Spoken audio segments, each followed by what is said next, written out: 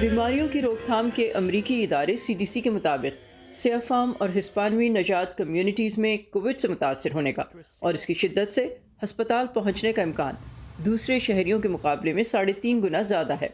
صرف یہی نہیں، وبائی امراض کی ماہر ڈاکٹر ٹوسن گوچی کہتی ہیں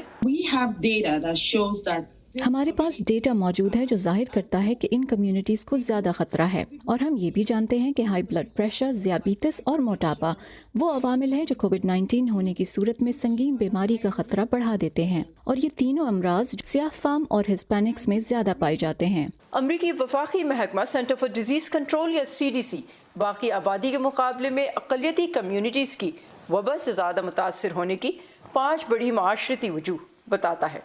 ان میں وہ علاقے اور ان کا ماحول بھی شامل ہیں جہاں زیادہ تر اقلیتیں رہائش پذیر ہیں۔ ان علاقوں کی تنگ رہائشی عمارتیں اور محدود ٹرانسپورٹیشن جیسے مسائل نے کورونا وبا کے پھیلنے کے لیے ماحول کو زیادہ سازگار بنایا ہے۔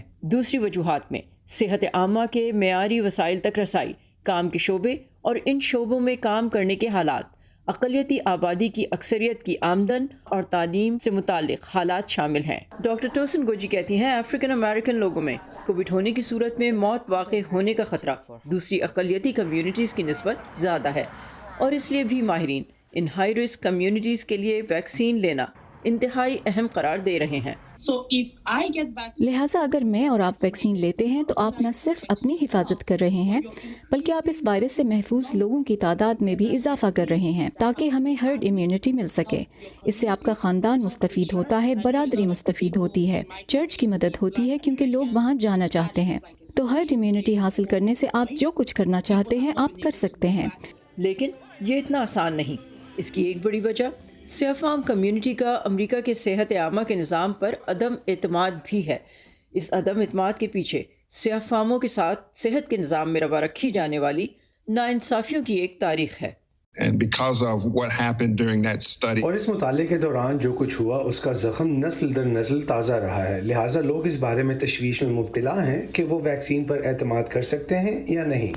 اور پھر سوشل میڈیا پر ویکسین سے متعلق گردش کرنے والی افواہیں اور توہمات بھی ان کے وسوسوں میں مزید اضافہ کرتے ہیں۔ مثلاً سیاہ فام مذہبی فرقے نیشن آف اسلام کے لوئی فرخان اپنی ویب سائٹ پر لوگوں کو ویکسین نہ لینے کی ہدایت کر رہے ہیں۔ ٹیکسس کے دلیوک چرچ میں ریورنڈ ڈاکٹر ٹیموتھی سلون سے ان کے چرچ کے ممبران نے بھی کچھ ایسے ہی خدشات کا اظہار کیا۔ And they vaccinated it with the love of God. People are saying that انہیں فکر ہے کہ ان میں ایک چپ لگائی دی جائے گی یا شاید ان کی تیسری ٹانگ یا بازو اگائیں گے۔ بہت سے سوچتے ہیں کہ شاید انہیں ویکسین کے سائیڈ ایفیکٹس اتنے نہیں بتائے جا رہے ہیں جتنے کہ ہیں۔ ڈاکٹر ٹیموتھی سلون کہتے ہیں مقامی عبادت گاہیں یہ غلط فہمیاں دور کرنے میں اہم کردار ادا کر سکتی ہیں، اسی لیے انہوں نے صدر جو بائیڈن کی کورونا ٹاسک فورس کے سینئر رکن ڈاکٹر اینتھنی فاؤچی کو اپنے چرچ سے براہ راست گفتگو کی دعوت دی۔ اگر کوئی یہ کہے کہ اسے ویکسین نہیں لگوانی تو ضروری نہیں کہ وہ ویکسینیشن سے متفق نہیں۔ ان سے پوچھنا چاہیے کہ وہ کیوں لینا نہیں چاہتے۔ یہ آپ کے لیے ایک موقع ہے ان کے علم میں اضافہ کرنے کا۔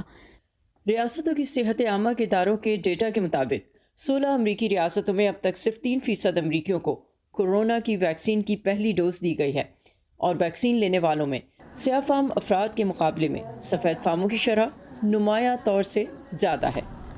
صفا Shah Khan, voice of America, Fairfax, Virginia.